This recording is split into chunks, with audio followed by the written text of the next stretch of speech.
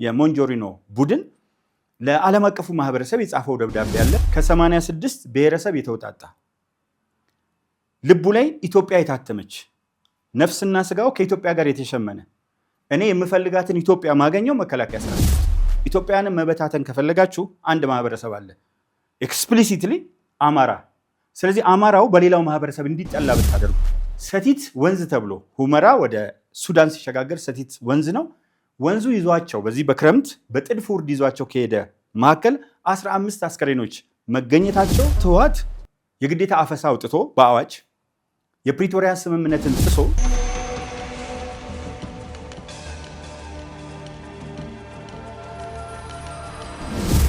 ሰላም ጤና ይስጥልኝ። ለሰላም ቲዩብ ተከታታዮች በሙሉ ይህንን ሚዲያ ሰብስክራይብ፣ ሼር በማድረግ እና በዩቲዩብ ላይ ያሉ የተለያዩ ገጽታዎችን በመጠቀም አብረን እንድንቆይና የተለያዩ ወቅታዊ፣ ፖለቲካዊ፣ ማህበራዊ፣ ምጣኔ ሀብታዊ፣ ባህላዊና ዓለም አቀፋዊ ትንታኔዎችን የምንሰጥበት ፕሮግራም ይሆናል።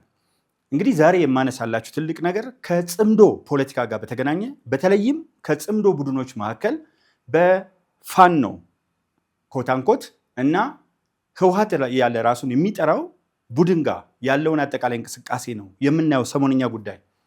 የመጀመሪያው የትግራይ ብሔራዊ ክልላዊ መንግስት ብሎ ራሱን የሚጠራው የነ ደብረጽዮንና ፈትለጽዮን የሞንጆሪኖ ቡድን ለዓለም አቀፉ ማህበረሰብ የጻፈው ደብዳቤ አለ። ይህን ማንም ሰው ጉግል አድርጎ ማረጋገጥ ይችላል። ብዙ ጊዜ ኦፊሻል ገጻቸው ላይ የለም የሚል ነገር አለ፣ ግን ፕራክቲካሊ ጥያቄ ጠይቀዋል። በተለይም ሸረሪና ከተመታች በኋላ ለዓለም አቀፉ ማህበረሰብ ድረሱልኝ ኡኡ የሚል ነገር አስተላልፈዋል። አንዳንዶች ከሸረሪና ጦርነት በኋላ ያነሱ የነበረው ጉዳይ ምንድን ነው? ሸረሪና ላይ የኢትዮጵያ ፌዴራላዊ ዲሞክራሲያዊ ሪፐብሊክ መንግስትን መከላከያ ሰራዊት መተናል፣ ድባቅ መተነዋል፣ የሚታዩ ፊልሞች አሉን ወዘተርፈ በማለት የቀድሞ ቪዲዮዎችን የማቀነባበርና ሞራላቸውን ለመገንባት የመልቀቅ ጉዳይ ነበር። በተግባር ግን ከኢትዮጵያ ሚዲያዎች እንደተመለከታችሁት ሸረሪና ላይ ወዶ እስከሚጠላ ድረስ ህወሓት ከመቀጥቀጡ በተጨማሪ ሰቲት ወንዝ ተብሎ ሁመራ ወደ ሱዳን ሲሸጋገር ሰቲት ወንዝ ነው።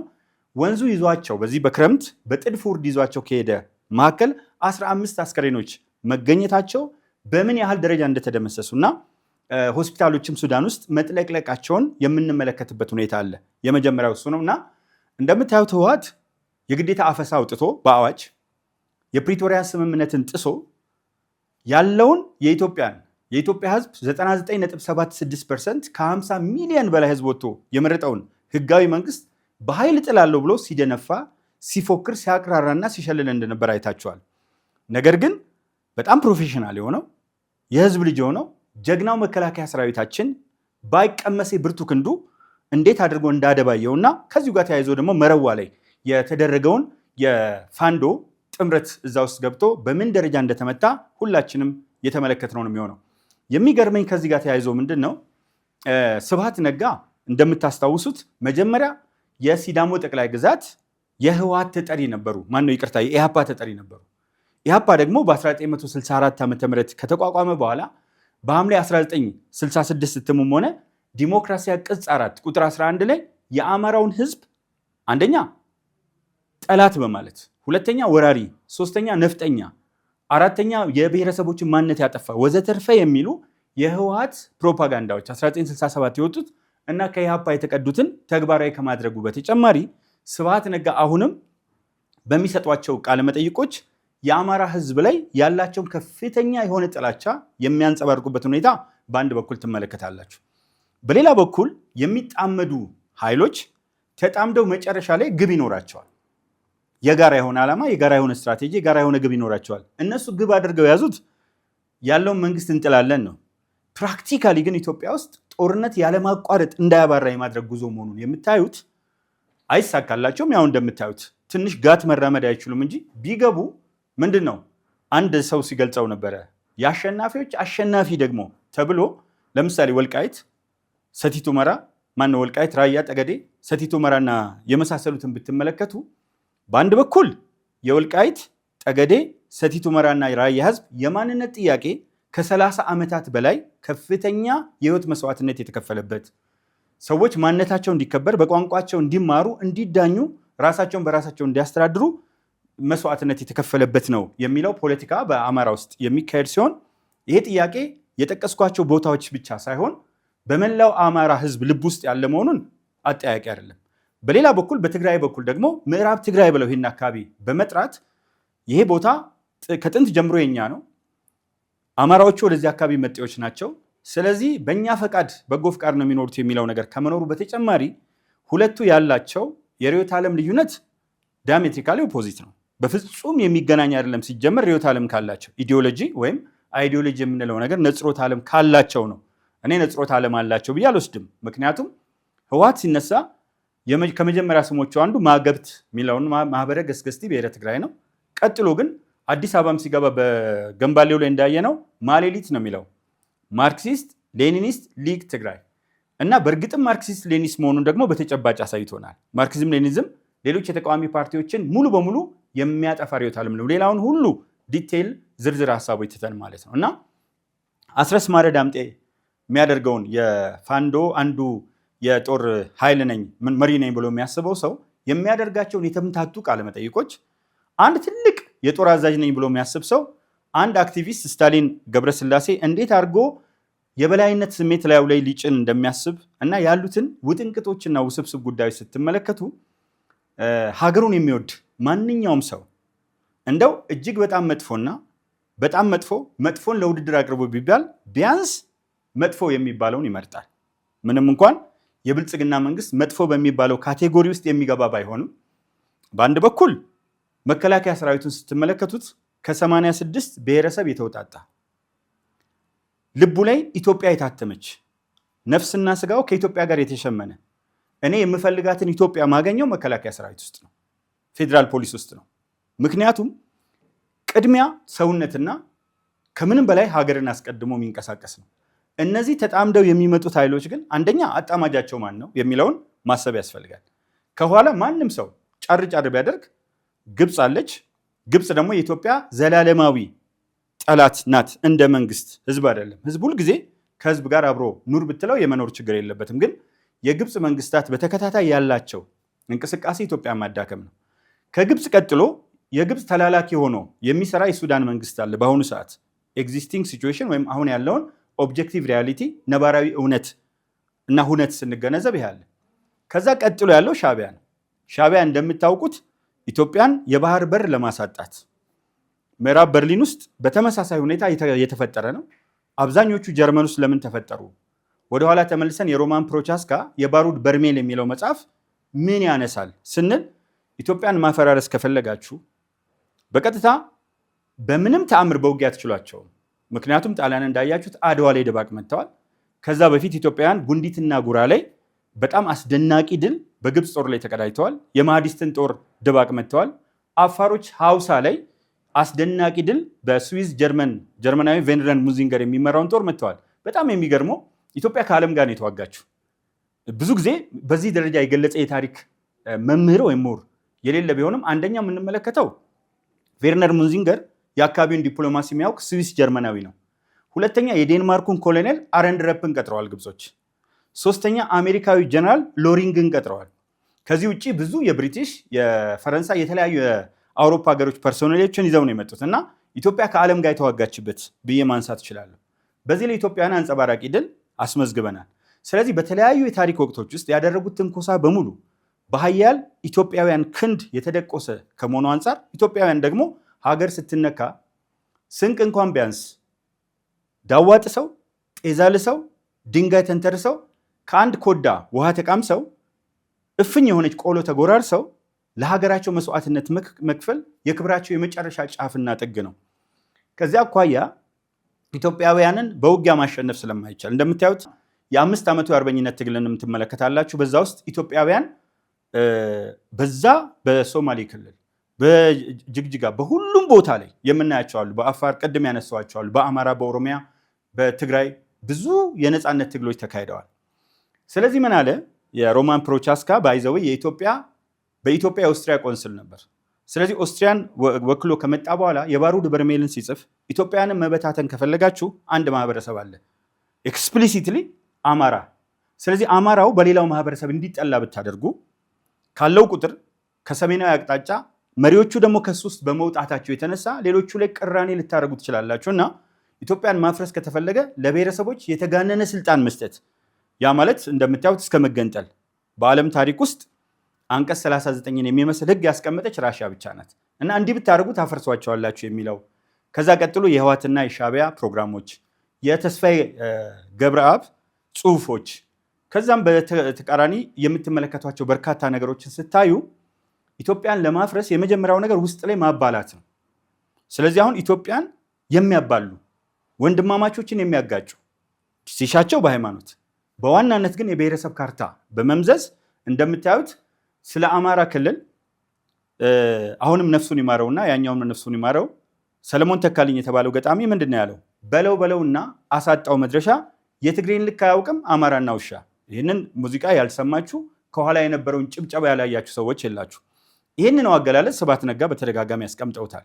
ከዛ ባለፈ የሜቴክ ኃላፊ የነበረው ሜጀር ጀነራል ተክለ ብርሃን ወልደ አረጋይ ምንድን ነው ያለው? እኛ የታገልነው ለትግራይ ነው፣ ኢትዮጵያ ርዝራዥ ተርፏት ይሆናል እንጂ የሚል ነገር ማንሳቱን ታውቃላችሁ። ዶክተር ጎይቶም ገብረሃናንያ ደግሞ የህዳሴውን ግድብ ክቡር ጠቅላይ ሚኒስትር ዶክተር አብይ አህመድ እና በወቅቱ የነበሩት ክቡር ምክትል ጠቅላይ ሚኒስትር ደመቀ መኮንን ነበሩ። ከሚመሩት ዶክተር ነው፣ የህወሓት በጣም ታዋቂ አክቲቪስት ነው። የግብፁ አልሲሲ ቢመራው ይሻለኛል። እንግዲህ አንድ ኢትዮጵያዊ ነኝ ብሎ የሚያስብ ሰው የኢትዮጵያ ጠቅላይ ሚኒስትርና ምክትል ጠቅላይ ሚኒስትር ቂም ቢኖረው ጥላቻ ቢኖረው ግን የህዳሴውን ግድብ ከእያንዳንዱ መቀነት ተፈቶ የወጣውን ነገር አልሲሲ ቢመራው ይሻለኛል የሚለው ነገር በጣም አስደንጋጭ ነው እና አማራ ኢህአዴግ የሚል የተጋሩ ልጆች የሚዘፍኑት ትክክለኞቹ ሳይሆን ጽንፈኞቹ የሚዘፍኑት ዘፈን እንዳለ ታያላችሁ። እና ያለው መካረር ስትመለከቱ በአሁኑ ሰዓት ያለውን ደግሞ የፖለቲካ አጠቃላይ ዳራ ስትገነዘቡ ትልቁ ዓላማ ኢትዮጵያን ማፍረስ ነው። አንድነታችንን ማላላት ነው። ህብረታችንን ማሻከር ነው። አሁን እነዚህ ችግሮች እንዳሉ ለቀባሪው ማርዳት ነው ለኢትዮጵያ ህዝብ መንገር። ግን ምንድን ነው የሚሻለን የሚለው ነገር በጣም ወሳኙ የመጨረሻ ማጠቃለያ ክፍል ማድረገው ምንድን ነው የሚሻለን የሚለው ነው። ሁልጊዜ ችግሮችን እንዘረግፋለን። ችግሮችን ማሳየት የመፍትሄው የተወሰነ አካል ነው። ግማሽ እንኳን ባይሆን እንደየደረጃው አንዳንዱ ግማሽ አካል ሊሆን ይችላል፣ ሩብ ሊሆን ይችላል፣ ከዛ በላይም ሊሆን ይችላል። ችግሩን ማሳየት ለመፍትሄ ሰዎችን ማነሳሳት ስለሚሆን፣ ስለዚህ የሚያዋጣን ነገር አንድ የጋራ ሀገር አለችን። በዚች የጋራ ሀገር ላይ አንስማማ የምንላቸው ሀሳቦች ሲኖሩ ዋልታ ረገጥ የሆኑ ጽንፎች በሚኖሩበት ጊዜ ሌላው ሀገር እንዴት ፈታው ይህን ችግር? ለምሳሌ ተናግሬያለሁ። የኢትዮጵያን ታሪክ ለመጻፍ አንዳንድ ሰዎች 100 ዓመት ይላሉ፣ ሌሎቹ የተለያየ ነገር ይላሉ። ግን በዓለማችን ያደጉት ሀገሮች፣ ሰላም ያገኙት ሀገሮች ዛሬ ባለው ካርታ ውስጥ ያለው ታሪክ በሙሉ የጋራ ታሪካችን ነው። ኢትዮጵያ ዘ ሶርስ ኦር ክራድል ኦፍ ማንካይንድ ወይም ደግሞ የሰው ልጅ መሰረተ ገንድ ስንላት፣ ላንድ ኦፍ ኦሪጂንስ የምድረ ቀደምቶች መገኛ ስንላት እኮ አፋር ናት እና የአፋር ታሪክ ነው ብለን አንተውም። እንደሱ ካልን ሰፈር በሰፈር የተበጣጠሰ የሀገር ታሪክ ሳይሆን የሚኖረን የመንደር የተበጣጠሱ ታሪኮች ናቸው። ይህን ደግሞ የሚከተል የለም። ለዚህ ነው እኔ በኢትዮጵያ ካርታ ውስጥ ያለው የትኛውም ታሪክ የጋራ ታሪካችን ስለሆነ የ100 ዓመት ታሪክ የሚሉ ሰዎች ቆም ብሎ ከየት ነው ያመጣችሁት የትኛው ሀገር ተሞክሮ ነው ቢባሉ መልስ የላቸውም። ሳንስማማ ስንቀር እኮ ዳኛ የሚሆነን የዓለም ኤክስፒሪየንስ ነው። ዲሞክራሲውን ወስደናል። ኢኮኖሚክ ዲሞክራሲ እንዴት ይመራል፣ ሶሻል ዲሞክራሲ፣ ካልቸራል፣ ፖለቲካል፣ እያንዳንዱን የዲሞክራሲ አይነት በጣም ሰፊ ነው ዴሞክራሲ እና ይህን ጽንሰ ሀሳብ ይዘን ዴሞክራሲ ማለት በዋናነት አንዱ ብዙ ጊዜ ሰዎች የማያነሱት ዘ ሃቢት ኦፍ ሊቪንግ ኤንድ ወርኪንግ ቱጌዘር ነው። በጋራ የመኖርና የመስራት ጠባይን ማዳበር ነው። ለዚህ ደግሞ ትልቁ ነገር አንድ ሳይንስ አለ፣ ኮምፕሮማይዝ የሚባል ትልቅ ጽንሰ ሀሳብ አለ።